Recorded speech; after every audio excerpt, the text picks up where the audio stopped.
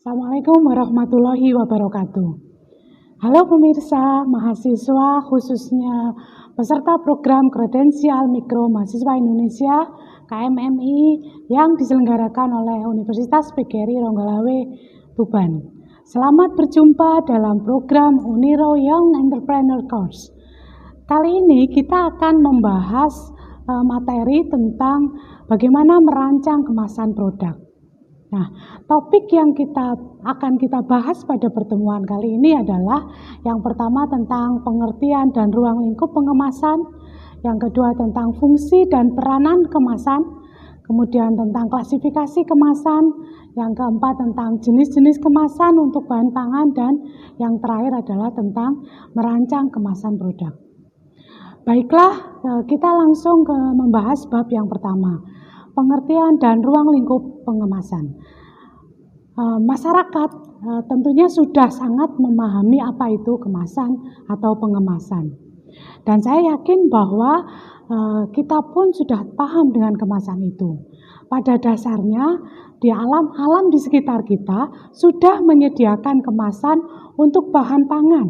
Misalnya jagung dengan klobotnya, buah-buahan dengan kulitnya, dan lain-lain. Jadi apa itu arti atau pengertian dari pengemasan? Pengemasan adalah wadah atau pembungkus yang dapat membantu mencegah atau mengurangi terjadinya kerusakan pada bahan yang dikemas atau dibungkusnya. Saat ini masalah kemasan menjadi bagian dari kehidupan masyarakat, terutama yang berhubungan dengan pangan.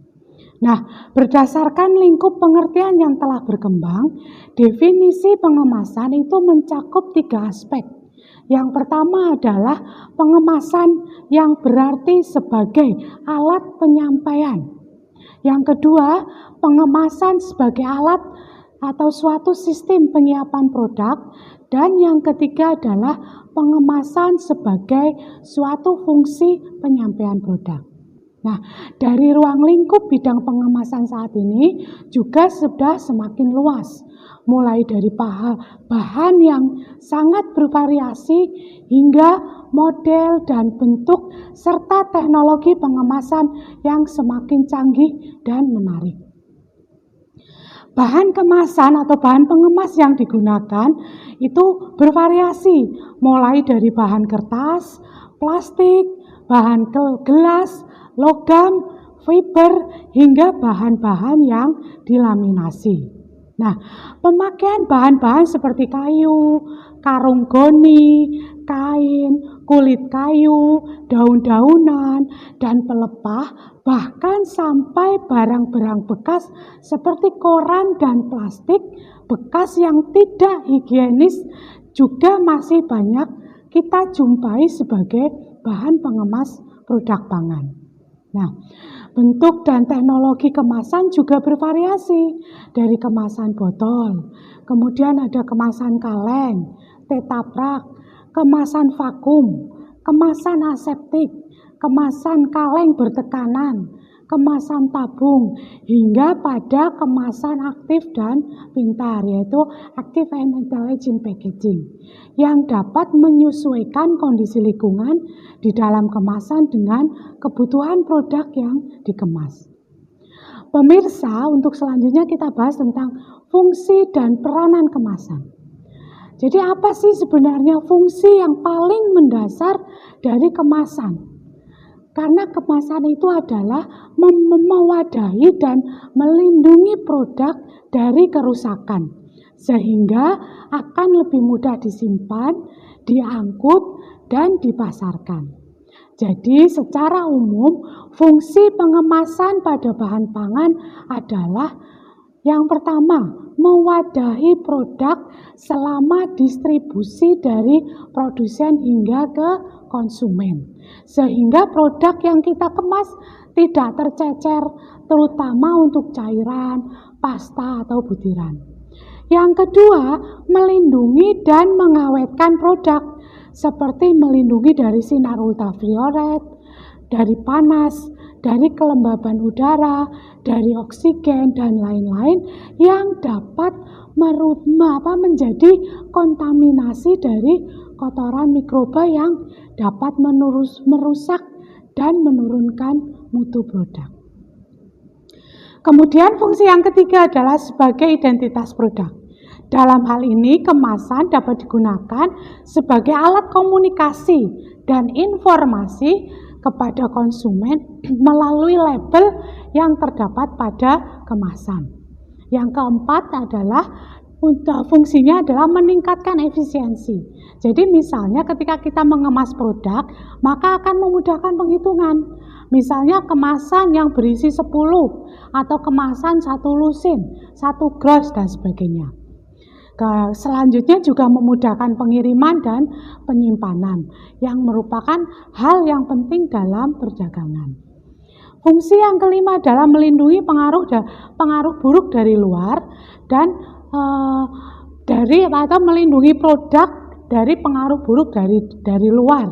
Misalnya jika produk yang dikemas berupa produk yang berbau tajam atau produk yang berbahaya seperti air keras, gas beracun, dan produk yang dapat menularkan warna, maka dengan mengemas produk ini dapat melindungi produk-produk lain yang ada di sekitarnya.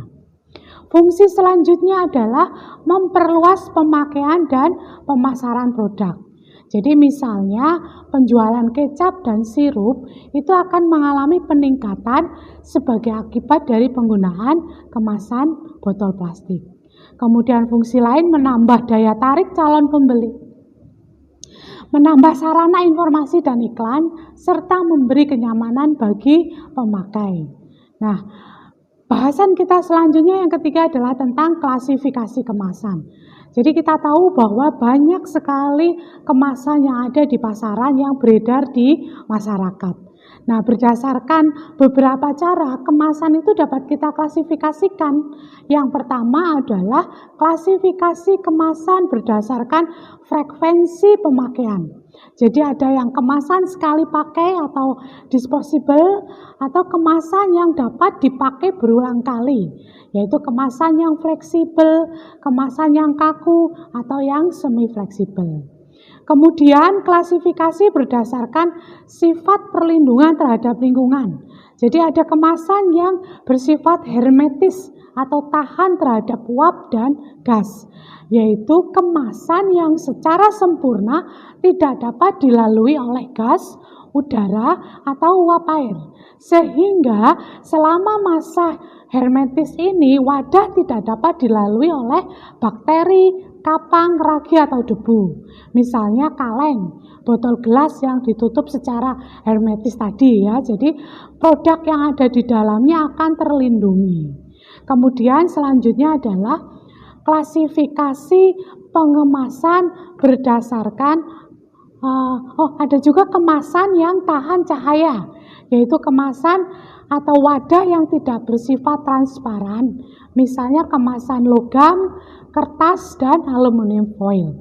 Kemasan yang tahan suhu tinggi, yaitu kemasannya untuk bahan yang memerlukan proses pemanasan, pasteurisasi, dan sterilisasi. Biasanya kemasan ini terbuat dari logam dan gelas. Kemudian klasifikasi selanjutnya adalah klasifikasi kemasan berdasarkan tingkat kesiapan pemakaian atau perakitan. Jadi ada kemasan yang siap pakai, artinya ketika kita akan memakai kemasan itu kita langsung pakai, misalnya plastik atau botol yang digunakan sebagai pengemas, atau kemasan yang siap dirakit atau wadah lipatan. Jadi ketika kita akan memakai kemasan itu, maka kita harus merakit dulu. Misalnya ada kotak karton untuk membungkus kue yang harus dirakit sebelum digunakan. Pemirsa, mahasiswa peserta program Uniro Young Entrepreneurs Course, selanjutnya bahasan kita adalah tentang jenis-jenis kemasan untuk bahan pangan dan karakteristiknya. Saya yakin adik-adik di sini sudah banyak mengetahui beberapa bahan dasar atau bahan pembuatan atau bahan-bahan yang banyak dipakai untuk kemasan pangan yang saat ini banyak tersedia. Misalnya kemasan yang terbuat dari kertas, kemasan yang terbuat dari gelas, kaleng atau logam, kemudian dari plastik, atau kemasan yang bahkan sifatnya komposit atau kemasan yang merupakan gabungan dari beberapa jenis bahan kemasan.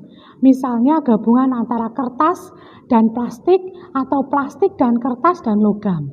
Nah, masing-masing jenis bahan kemasan ini mempunyai karakteristik tersendiri dan menjadi dasar untuk pemilihan jenis kemasan yang sesuai untuk produk pangan yang dihasilkan. Misalnya, ketika kita menggunakan kemasan kertas, maka sifat atau karakteristik kemasan kertas itu adalah tidak mudah robek, tidak dapat dipakai untuk produk cair, dan tidak dapat dipanaskan. Kemudian karakteristik kemasan gelas itu mempunyai karakteristik yang berat, mudah pecah, mahal, dan dapat dipanaskan. Atau misalnya kemasan logam atau kaleng itu mempunyai karakteristik yang bentuknya tetap, kemudian ringan beratnya ya, dan dapat dipanaskan melalui proses massal, tidak transparan, dan dapat, kelemahan dari kemasan logam ini dapat bermigrasi ke dalam makanan yang ke dalam makanan yang dikemas dan tidak dapat didaur ulang. Sementara karakteristik kemasan plastik adalah biasanya dia bentuknya fleksibel, transparan, mudah sobek atau pecah, dan ada yang tahan panas. Kalau kemasan komposit atau kertas atau yang terbuat dari kertas atau plastik biasanya mempunyai karakteristik dia lebih kuat, tidak transparan, proses massal, pengisian aseptis, dan biasanya hanya dipakai untuk cairan. Nah, ada beberapa syarat yang harus dipenuhi ketika kita memilih kemasan agar dapat berfungsi dengan baik. Syarat yang pertama adalah bahwa pastikan kemasan itu dapat melindungi produk dari kotoran dan kontaminasi sehingga produk tetap bersih. Syarat yang kedua, kemasan tersebut harus dapat melindungi dari kerusakan fisik, perubahan kadar air, gas, dan penyinaran cahaya. Kemudian yang ketiga, syaratnya adalah mudah untuk dibuka dan ditutup, sehingga mudah untuk ditangani serta mudah dalam pengangkutan dan distribusi. Yang keempat, efisien dan ekonomis, khususnya selama proses pengisian produk ke dalam kemasan. Syarat yang kelima adalah kemasan itu harus mempunyai ukuran, bentuk, dan bobot yang sesuai dengan norma atau standar yang ada. Sehingga ketika kemasan tidak dipakai lagi mudah dibuang dan mudah dibentuk atau dicetak. Nah, yang terakhir adalah karena kemasan itu menunjukkan identitas, maka identitas dan sebagai informasi serta penampilan produk yang jelas agar dapat membantu promosi atau penjualan. Nah, sekarang bagaimana caranya kita merancang kemasan produk yang baik? Yang pertama adalah harus diingat bahwa ketika kita merancang kemasan produk, hal-hal yang harus diperhatikan adalah dalam membuat label. Itu menjadi hal yang penting karena konsumen membaca atau melihat produk itu adalah dengan melihat label yang ada di kemasan. Nah, yang pertama, label itu tidak boleh menyesatkan. Jadi artinya contohnya misalnya isinya keripik, tapi di label itu ternyata ditulis misalnya butiran, misalnya seperti itu ya. Jadi label itu tidak boleh menyesatkan. Kemudian label itu harus memuat informasi yang diperlukan. Misalnya beratnya berapa, bahan penyusun produk itu apa saja, dan seterusnya ya. Dan hal-hal yang harus tercantum pada label itu juga harus dipahami. Yang pertama adalah jelas nama produk. Karena konsumen akan tahu dengan produk kita adalah dengan melihat nama produk yang tercantum pada label di kemasan tersebut. Kemudian cap atau trademark ya, jadi merek dagang biasanya yang diproduksi, bisa produksi oleh siapa, nah itu biar tercantum di situ. Komposisi atau daftar bahan yang digunakan, neto atau volume bersih. Ya, kemudian ada nama pihak yang memproduksi atau nama perusahaan, dan Yang keenam adalah distributor atau pihak yang mengedarkan jika ada, serta yang tidak kalah penting adalah nomor registrasi dari Dinas Kesehatan yang telah teruji dan dinyatakan aman untuk dikonsumsi. Yang kedelapan, pada label juga harus tercantum kode produksi yang menyatakan tentang batch produksi dari produk yang pada saat pembuatan isinya itu tanggal produksi, kemudian angka atau huruf lainnya yang mencirikan dengan jelas produk yang ada di dalam kemasan tersebut. Kemudian yang terakhir adalah harus ada keterangan kadaluarsa. Jadi menurut Julianti dan Numinah tahun 2006 bahwa keterangan kadaluarsa itu dapat ditulis misalnya dengan yang pertama best before death. Artinya apa? Produk masih dalam kondisi baik dan masih dapat dikonsumsi beberapa saat setelah tanggal yang tercantum terlewati. Atau use by death, artinya produk tidak dapat dikonsumsi karena berbahaya bagi kesehatan manusia. Jadi misalnya produk yang sudah kadaluarsa yang mungkin sudah rusak atau ada mikroba ya. Nah, kemudian ada beberapa unsur yang perlu diperhatikan ketika kita menyusun kemasan produk. Menurut Amelia, beberapa hal yang harus diperhatikan. Yang pertama adalah target market. Jadi penentuan target market atau penentuan target pasar itu harus menjadi hal yang kita utamakan. Karena apa? Karena dengan menentukan target market, maka jenis dan model kemasan yang sesuai untuk produk yang akan kita jual itu bisa kita sesuaikan. Jangan sampai misalnya produk yang target marketnya adalah konsumen wanita itu diberi kemasan yang maskulin, misalnya seperti itu ya. Jadi dengan mengenali target market yang akan dipasarkan, maka Anda akan mengetahui desain kemasan yang seperti apa yang sesuai untuk masing-masing kalangan usia. Kemudian model dan jenis kemasan juga akan kita sesuaikan dengan target market yang kita tuju. Syarat yang kedua adalah kemasan produk itu harus ergonomis. Artinya apa? Artinya produk itu yang harus menarik mata dengan warna dan desain yang unik. Yang tentu akan menarik bagi konsumen.